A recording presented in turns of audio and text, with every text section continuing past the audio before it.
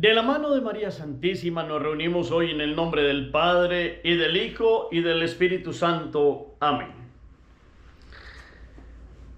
En este espacio donde hacemos pequeñas reflexiones, oraciones, pensamos en ideas, reflexiones de santos sobre la vida de la Santísima Virgen María, cuánto nomás hoy pensar en aquella que es la Inmaculada Concepción.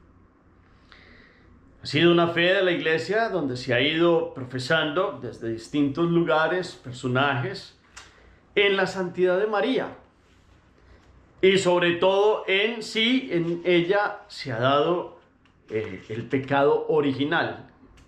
No el pecado personal, que sabemos claro que ella no ha cometido ningún tipo de pecado, sino también inclusive el que tenemos todos por ser de la raza humana. De esta humanidad que tiene una consecuencia de haberse querido separar de Dios. Este es el pecado de origen, el no querer vivir en la voluntad del Padre, y por eso inclusive los textos desde el Génesis, en las lecturas de la Eucaristía, nos hablan de la caída, de cómo Eva pues ha venido a vivir lejos de la obediencia y la voluntad de Dios, y ha entrado en el hombre el pecado de querer tener el árbol del conocimiento del bien y del mal y no vivir en el árbol de la vida. Es decir, querer vivir en su voluntad, querer conocerlo todo para hacerse como un Dios. Seréis como dioses. Y aparece una pensada por Dios desde todos los siglos, desde toda la historia. Uno puede mirar allí todo el Proverbios capítulo 8 versículos 22 en adelante, que hablan de la sabiduría. ¿Quién es la sabiduría? Jesucristo. ¿Y quién es la madre de la sabiduría? La Santísima Virgen María. Y entonces en una imagen se puede pensar en ella como Dios se complacía pensando desde la eternidad en aquella que vendría a existir de una forma particular, de un modo especial, por los méritos del Redentor, siendo preservada como digno palacio real donde vendría a morar el Hijo de Dios hecho hombre.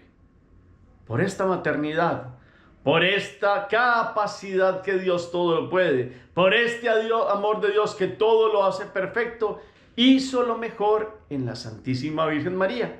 Uno puede mirar a la Iglesia de Oriente cuando empezaba a pensar en María, en la toda santa, en aquella que era totalmente perfecta, de cómo verdaderamente en ella se daba toda esa presencia de la fuerza de un Dios que desde el origen de su existencia y de la creación de su alma la hizo perfecta, sin mancha, sin arruga, sin ningún tipo de pecado en su interior, sin ninguna limitación a la gracia de Dios. Porque ¿quién es ella? Hoy lo escuchamos en el Evangelio: la llena eres de gracia. Y después le vuelve a decir el ángel: no temas, María, has hallado gracia ante Dios. Todo lo que venía del anuncio del ángel le estoy hablando para que ella comprendiera a usted, porque ha encontrado gracia ante Dios, porque Dios la ha mirado desde siempre y por siempre para ser tabernáculo purísimo, santísimo, de aquel que es incontenible, porque Dios es infinito y quiso venir a hacerse pequeño. ¿Y quién lo pudo contener? Aquella que tenía una santidad sin límites. Esa es la enseñanza.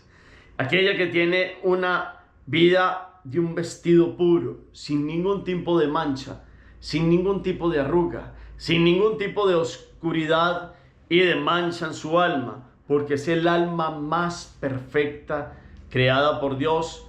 Lógicamente Jesús es hombre y Dios verdadero, pero después en criatura, solo criatura que es María, vino a ser de esta criatura eminentísima la hija predilecta del Padre, la madre del Hijo y la llena del Espíritu Santo. Por eso fue preservada, porque en ella todo tiene que ver con la Santísima Trinidad. En ella todo tiene que ver con el Espíritu Santo que la cubriría con su sombra. En ella se ha elegido el modelo para mostrarle a esa humanidad que quiso vivir en el error y en el pecado. Dios quiso mostrarle: mírenla sin error, Mírenla sin ningún tipo de ruptura conmigo. Este es el modelo que yo he creado para que sea el digno templo y santuario para mi hijo. Eso nos habla hoy la Inmaculada Concepción. Eso nos habla de una realidad que no solo tuvo que decir el Papa Pío IX el 8 de diciembre de 1854, cuando dijo que los hombres deberían proclamar que firme y constantemente que esta realidad es creída por todos los fieles. Debe ser así. Aquella que por honor de la Santa e Indivisa Trinidad, para gloria y honor de la Virgen Madre de Dios, para exaltación de la fe católica y acrecentamiento de la religión cristiana, con la autoridad de Pedro y Pablo y con la nuestra, declaramos, proclamamos y definimos que la doctrina que sostiene que la Beatísima Virgen María fue preservada inmune de toda mancha de culpa original en el primer instante de su concepción, por singular gracia y privilegio de Dios omnipotente, en atención a los méritos de Cristo Jesús, Salvador del género humano, está revelada por Dios y debe ser, por tanto, firme y constantemente creída por todos los fieles. Ese es un dogma. Y es una verdad de fe. Uno puede mirar a Duns Scott, un hombre que dentro de la iglesia en Occidente, la iglesia latina, en el 1300, este franciscano empieza a pensar en cómo puede ser esta situación de la Virgen María. Porque uno puede pensar que pudo haber sido inmaculada desde siempre, o decía él, o que pudo un privilegio para ser inmaculada en un instante, o que pudo haber sido convertida inmaculada en algún momento puntual de su edad adulta.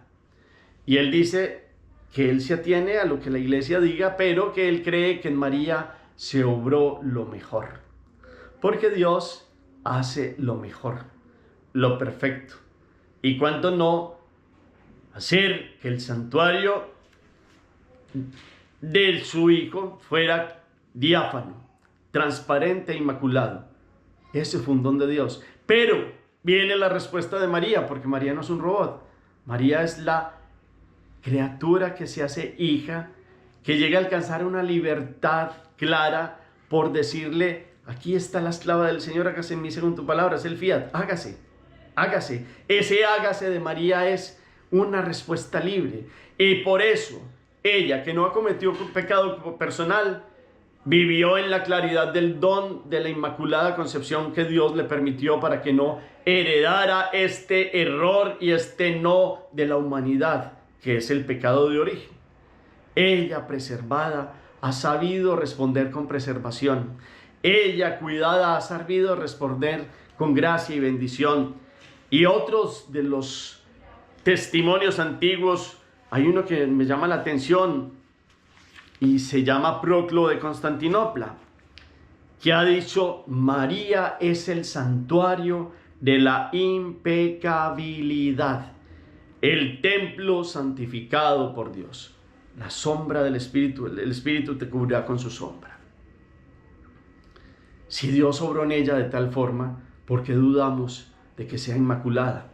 De que sea la toda pura, la toda santa, como decían en la iglesia oriental, la toda santa. Que verdaderamente nosotros podamos hoy comprender esto. María es el santuario de la impecabilidad. Y cuando yo les digo a ustedes impecabilidad, cuando uno escucha la palabra impecable, ¿qué es algo impecable? Algo limpio, en un orden total. Lo impecable es lo perfecto, lo que no tiene ningún tipo de mancha. Lo impecable es lo que verdaderamente se hace en perfección. Lo impecable es un tipo de vestidura que está limpia, lavada totalmente, oliendo delicioso, sin ningún tipo de mancha ni de arruga. Esa es la impecabilidad. La que no pecó es impecable porque es perfecta. Es el santuario de la gloria de Dios, la nueva arca de la alianza, la Shekinah, la gloria de Dios ha venido. Y por eso ella es más que el templo ahora, porque nos dio al templo en persona, Jesucristo, el Hijo de Dios. El santuario de la impecabilidad. También Andrés de Creta, un hombre muy santo de la iglesia oriental, nos dice cómo El cuerpo de la Virgen es una tierra que Dios ha trabajado, la primicia de la masa adamítica que ha sido divinizada en Cristo, la imagen del todo semejante a la belleza divina, imagen del todo semejante a la belleza divina, la arcilla modelada por las manos del artista divino. ¿Qué puede producirse en la obra más perfecta, en la obra maestra salido de las manos de Dios y del pensamiento de Dios? Que fue primero el hombre, pero el hombre quiso caer. Había sido creado de imagen y semejanza. Pues aquí verdaderamente está la que ha sido creada de imagen y semejanza de Dios, la toda perfecta. Por eso dice aquí Andrés de Creta, imagen del todo semejante a la belleza divina. En ella está la chispa divina de la perfección de Dios. En ella está esta arcilla modelada por las manos del artista divino. Por eso él dice, yo proclamo a María la única santa, la más santa entre todos los santos. Por eso el culto no de latría, porque solo a Dios, sino de hiperdulía, el más grande a cualquier tipo, a cualquier santo, es a la Madre de Dios. Por eso aquí hay unas imágenes bellísimas de los santos, de los teólogos, que verdaderamente vienen a hablarnos de la toda pura, de la toda santa, del santuario de la impecabilidad. ¿Será que nosotros, después de que se nos ha perdonado el pecado original, hemos cometido muchos pecados personales, queremos pedirle al Espíritu Santo que venga y nos cubra y que nos dé la fuerza de verdaderamente estar lejos de vivir fuera de la gracia de Dios? Si ella es la quejaritomene, la agraciada por excelencia, pues eso se hizo desde el primer instante de la creación del alma, en que el alma se unió con su cuerpo. Y sus padres, Joaquín y Ana, la tuvieron de forma natural. Pero dos santos justos que han vivido en la presencia de Dios obtuvieron que Dios los bendijera con ella, y Dios dio esta bendición en perfección desde el primer momento de la vida. Inmaculada. Por eso en 1830, antes de 1854, que es el dogma, la proclamación del dogma, porque eso lo ha creído la Iglesia en un proceso de fe, en 1830 veíamos cómo se aparece Dios a Sor Catalina Labouré, la Virgen María, y le dice, en esta medalla inscribe, oh María concebida sin pecado, ruega por nosotros que recurrimos a ti. Ahí ya se habla de la Inmaculada. Oh María concebida sin pecado, ruega por nosotros que recurrimos a ti. Esa es la invocación a la Inmaculada. Después, en 1854 vino el dogma, y después en 1858 vino todo el proceso de la aparición en Lourdes. Después vendrá Fátima y otras manifestaciones reales, dentro de las reales, de aquella que es inmaculada en su concepción y que quiere que todos los hombres hagan de su alma verdaderamente un santuario de impecabilidad, donde ya no pequemos más. Esta es la invitación de este día. Hagamos oración. Oh María concebida sin pecado, ruega por nosotros que recurrimos a ti. Oh María concebida sin pecado, ruega por nosotros que recurrimos a ti. Oh María concebida sin pecado, ruega por nosotros que recurrimos a ti.